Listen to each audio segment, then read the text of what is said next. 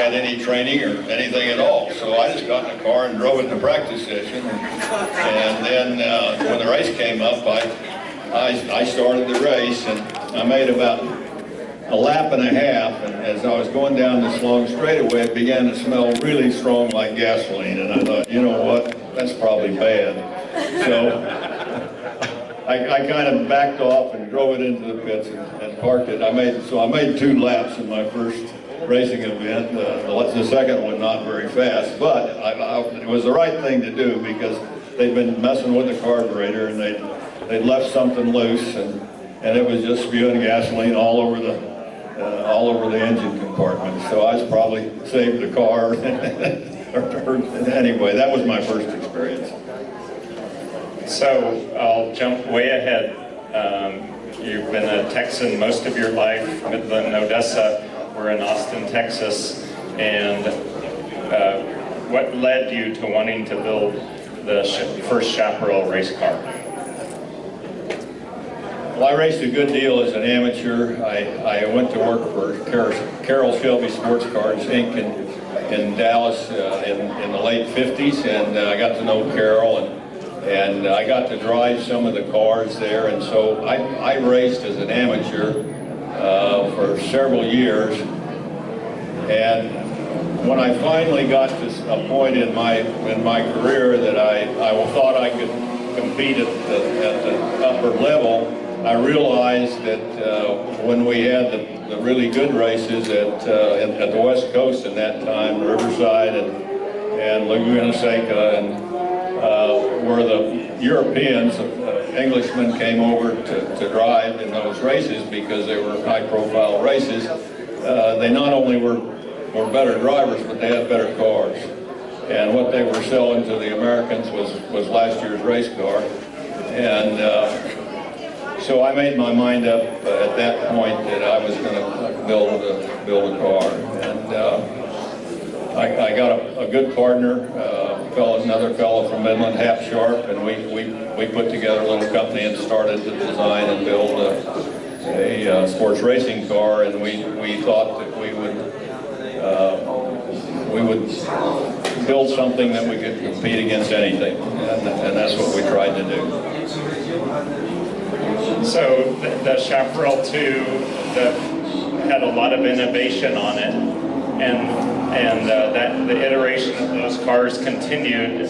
Can you tell the people that are here about the car that is here at this event? Can you tell them a little bit about that car and developing the Chaparral?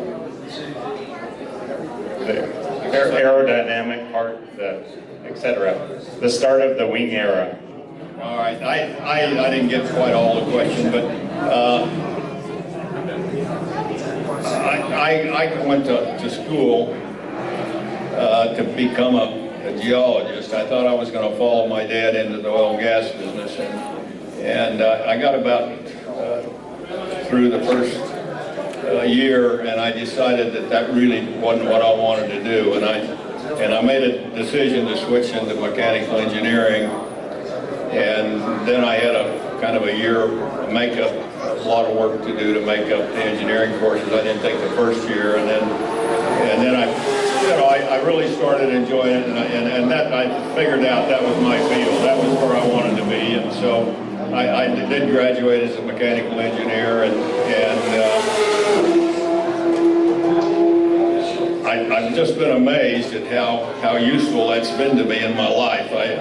You have to deal with mechanical things your whole life, and if you kind of understand them, it makes life easier. Anyway, I think that's the reason that I got involved in developing the cars to an extent they hadn't really been developed before, because I started using my education, not only my driving, but my education to do what I was doing, and it turned out to be a really exciting and successful career for me. I'm really proud that I was able to do that, and I'd like to say, in case I don't get the chance to again, that the fact that I got to grow up in America where we got the freedom of choice to do those kind of things and follow your dreams I think is one of the most fortunate things in my life, really, and I don't think it could have been done any other way. For I really got to live the American dream. I did it, and so I usually end up saying that, but that's the way I feel about what happened to me. In any case, the development of our cars led to some aerodynamic and other things that had not really been done in racing before, and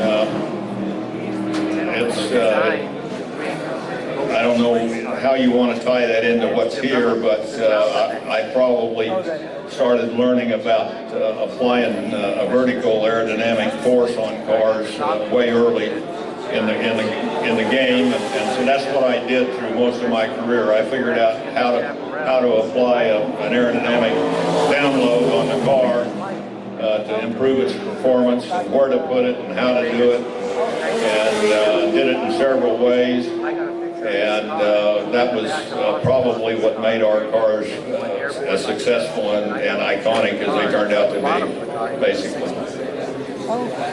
Any specific races or memories that stick out as important to your motorsports career? Well, I'm 80 this year and I'm still here, so that's important.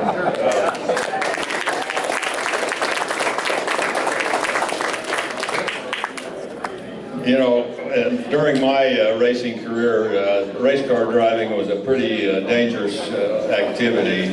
It was completely different in a lot of ways from today, in the sense that the places we ran were a lot of things. If you left the road, the first thing you hit was a tree or a ditch or a rock. So it was different from the racetracks they have today, and the cars really had the safety aspects of race cars hadn't really had a lot of consideration during the 50s and 60s yet. And once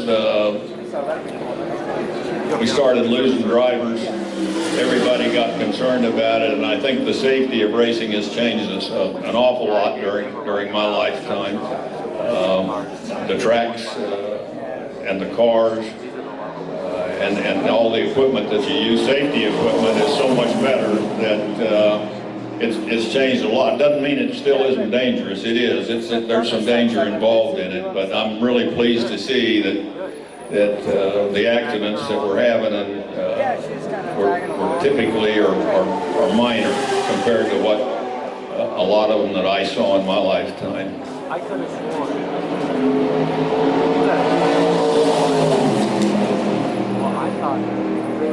The safety aspect of it is probably one of the most important things that we've seen in racing during my lifetime, and of course the popularity due to television has made a tremendous difference in racing. The amount of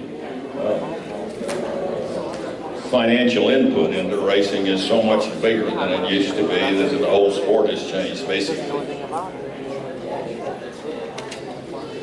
What is you consider your biggest accomplishment in your career? I wonder if there's some other the J2. Well, I had a lot of nice things happen. I had some bad things happen, but I had a lot of nice things happen too. We won some races that I think were important races that they're hard to win, and I was proud of them. And if you go through the list, I almost have to do it chronologically, because I haven't picked out one that I thought was the most important. I think from my own standpoint as a driver, when I learned that I could drive hard for 2 hours was probably one of the really big things in my life. I think you see that as you mature as a driver.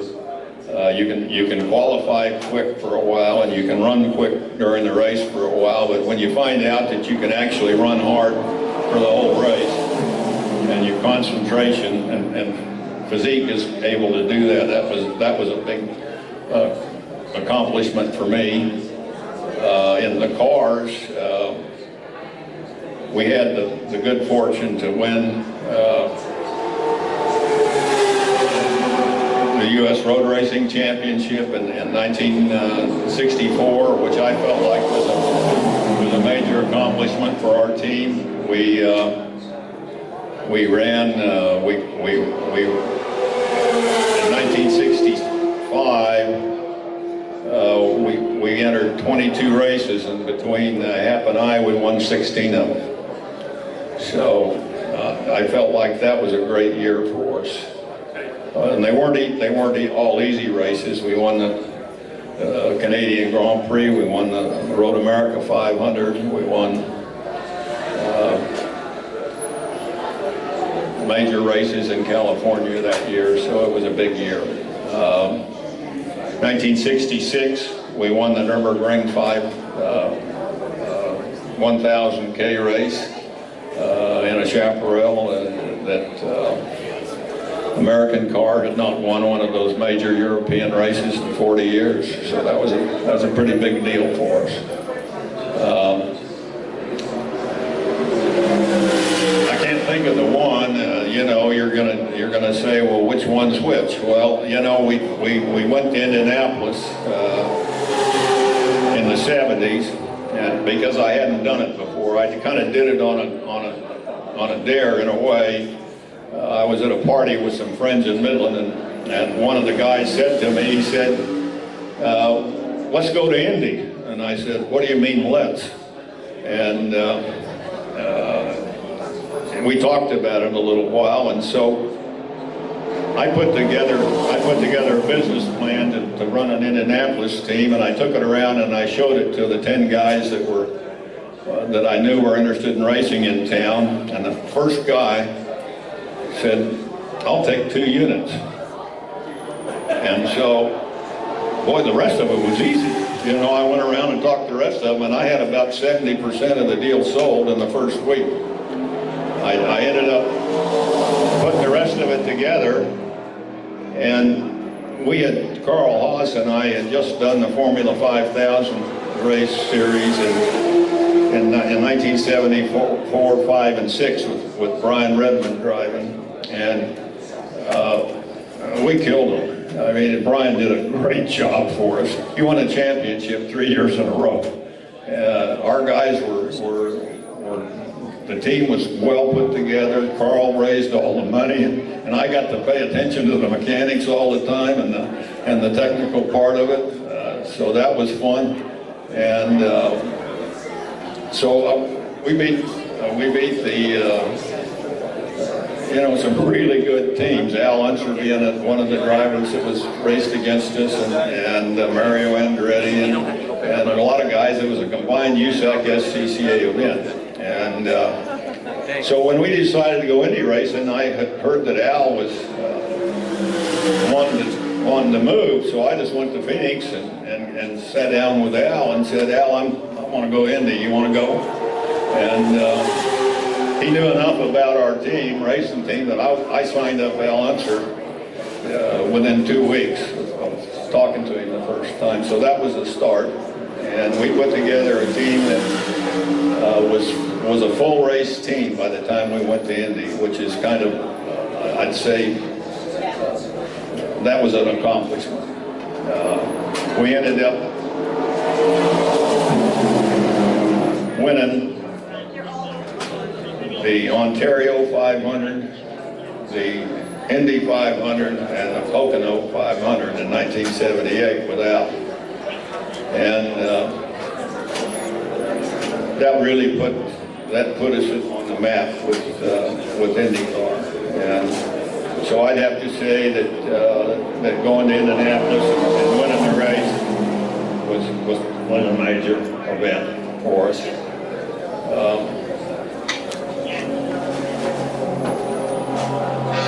That's as good an answer as I can give you.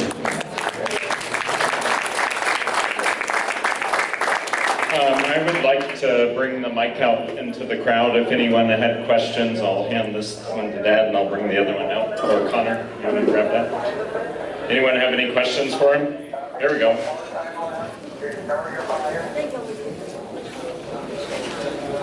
How you doing? On your automatics, you just pulled out a 2-speed automatic off of a Chevy? Somebody's going to have to repeat that again. The automatic cars?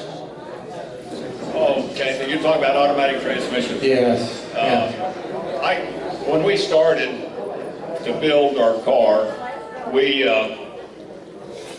decided that it was going to be a mid-engine, stock block American V8 car with needed a transaxle, short transaxle behind the engine to go to the rear axle. So we were looking at a Corvair transaxle. We turned upside down and backwards so that it ran the right direction, and we had it all mocked up. And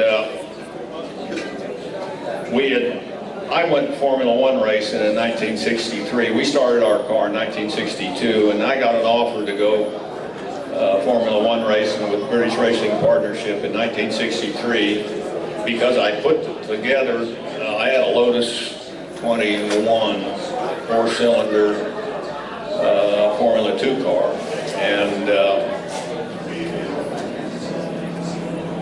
Hap Sharp, my later partner in Chaparral Cars, was an amateur racer who I raced against, and he drove Cooper cars basically, and he had bought a very late model engine from Jack Brattle. And there was a race in Mexico City, Grand Prix race in Mexico City in 1962. It was not a championship race, but most of the major teams were there at the Autodrome in Mexico City, and so I talked Hap into letting me take the late model engine, putting it in my Lotus 21, and I went down there and raced. And I'll be darned, I finished 4th. And Ken Gregory, who ran British Racing Partnership, walked up to me after the race and said, would you be interested in coming to Europe next year and driving Formula One? That's kind of a wow. So I talked it over with my brother, who I was in business with, and with my wife. And after a month, I made my mind up. I was going to go. I was going to go do it. So in 1963, we kind of shut down the design operation on Chaparral 2, and I took off and went to Europe. And during that time, Hap had negotiated a deal with some guys at Chevrolet at their R&D department where they could come down and use Rattlesnake Raceway as a test track during the winter when they couldn't test in Detroit. So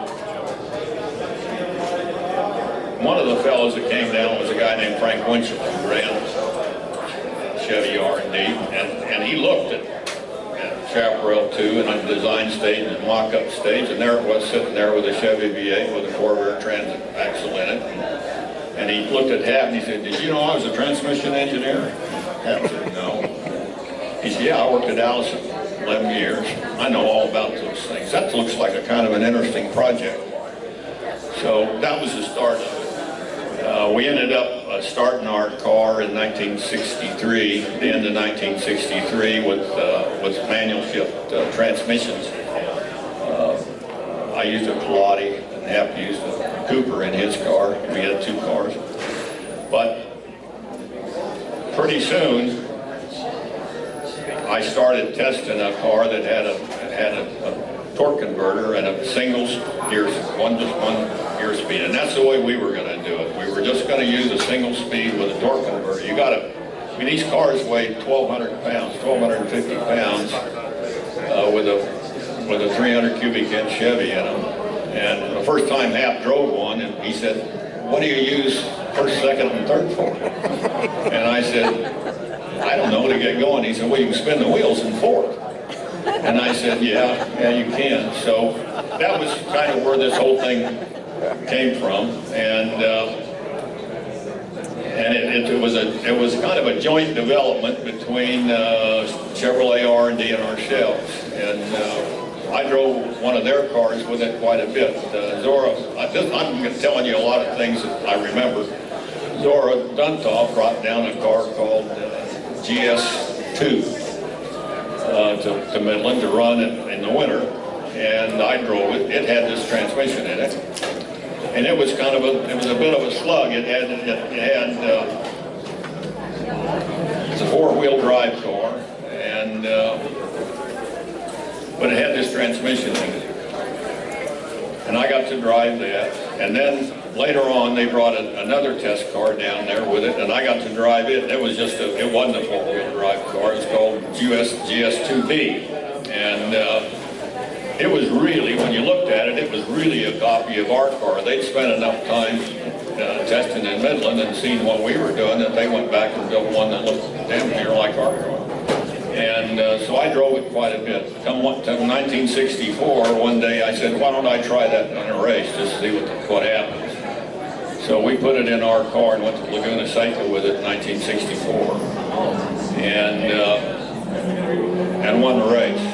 So from then on, we developed that thing from a single-speed torque converter into a two-speed torque converter into a three-speed torque converter car, and eventually we put four speeds in it, but we ended up not using that. So that's the story on the automatic transmission. It was quite useful. It was we had two pedals. We just drove it like a go-kart. You had a brake left-footed and use your accelerator pedal with your right foot. And I felt like that was a pretty good advantage in the corners. We didn't even have a clutch pedal to start the thing. So you did shift it manually. It was a dog clutch gearbox, and you had to match the gears just like if you were driving an old truck. But got quite good at it and developed the dogs to the extent that we could shift it just about as fast as anybody could. So, and I think we did a lot of good development on shift dogs, if you really want to know the truth. Long story. Are there any more questions?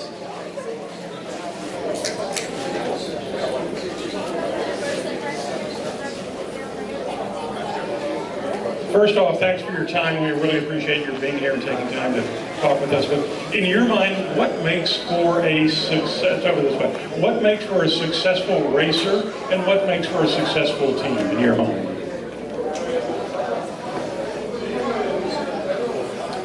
When you say a successful racer, you thinking about driver? Is that what you're saying? Yes. Yeah, okay.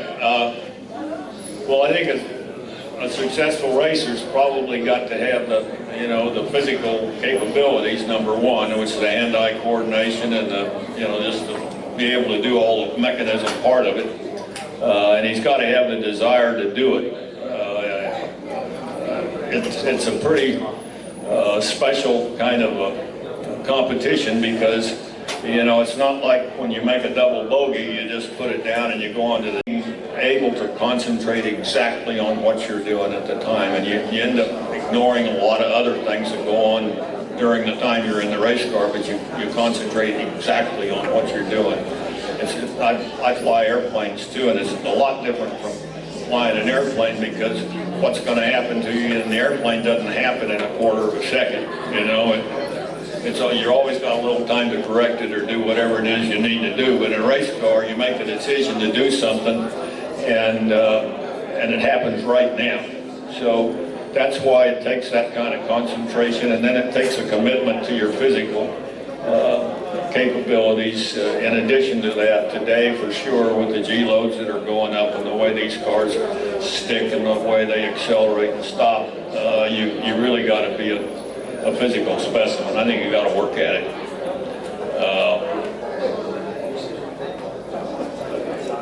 As far as the race team is concerned, I'd say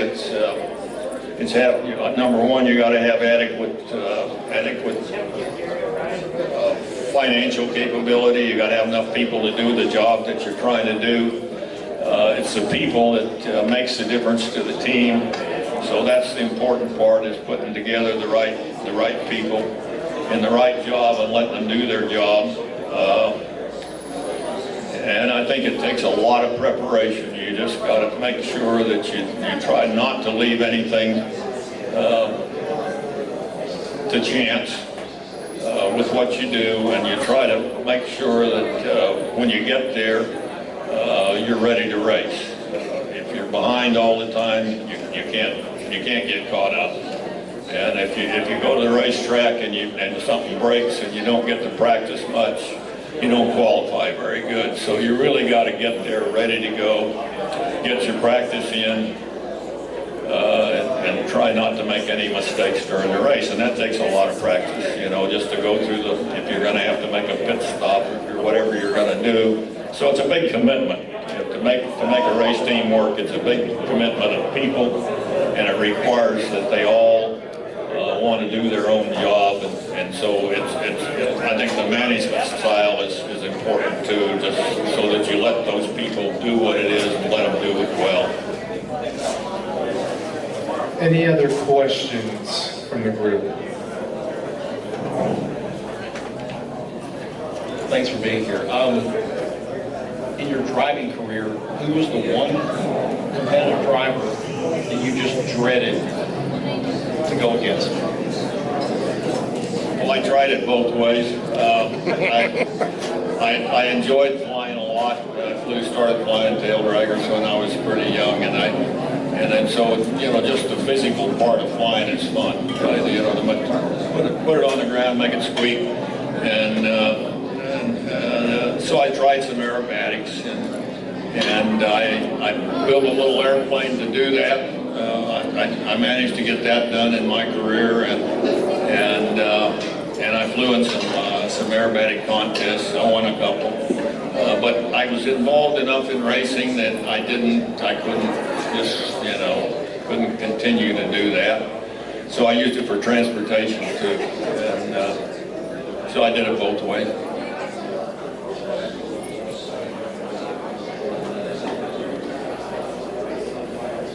What's the fastest and most comfortable car you ever rode?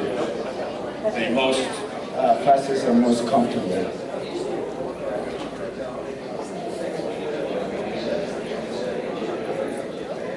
Well, our Le Mans cars for 1967 were the wing coupes, 2F model with a big block Chevy in them, and they'd run about 220.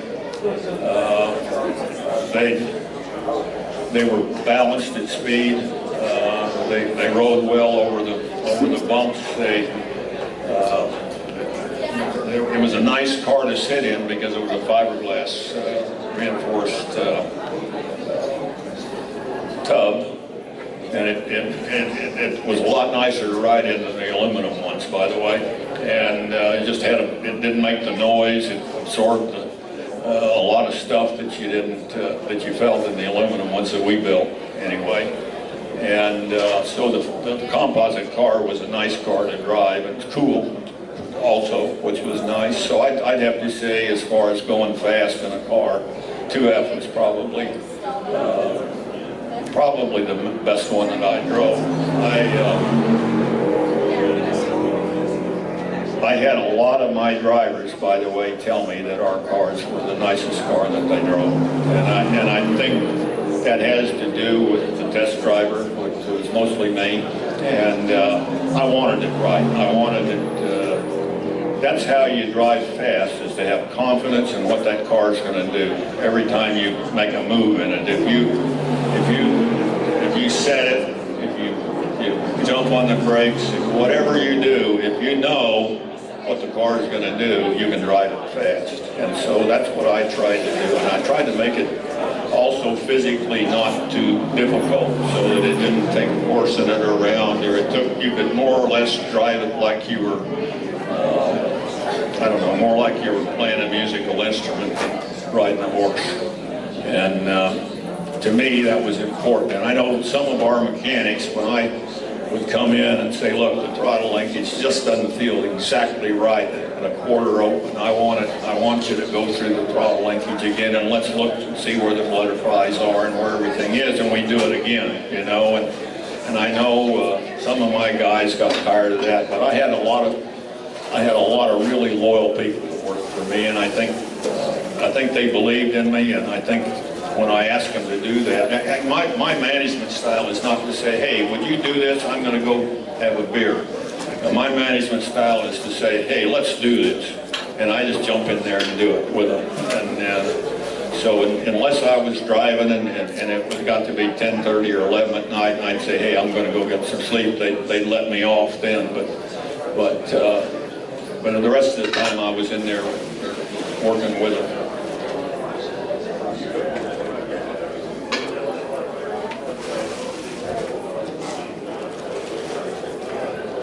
Again, thank you for being here.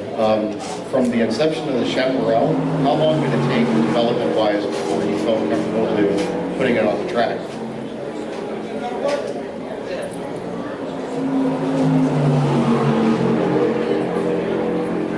We started Chaparral 2 in 1962, and just by actually putting everything in place on a flat plate, so that we just mocked it up, built it out of plywood and styrofoam and the engine parts, so we knew where everything went, because we didn't have the drawing capabilities to be able to draw it up and then build it.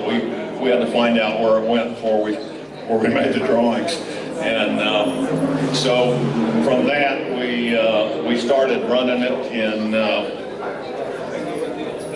I think the summer, early summer of '63, and we didn't have a body yet. We ran it without the body quite a bit, and we're astounded at how poor it was when we put the body on afterwards. That was another wake-up call, because we ran it just as a monocoque tub and a windshield, and when we finally put the body on it, it was 2 seconds slower, and so we knew we had a problem right off. That's one of the things that got me interested in aerodynamics right away. Any other questions from the crowd? No? All right, well, I'd like to thank both Mr. Hall and Mr. Hall for their participation this weekend. If you have the chance, please go down to the Grand Plaza where the Chaparral 2E will be on display. Mr. Hall will also be leading our car corral laps later this evening in the Chaparral 2E, so quite a sight if you guys are still around. Other than that, he's going to be sitting at his table for a little bit if you wish to get an autograph. I'm going to cue a line just out to the left-hand side by the power-up station, and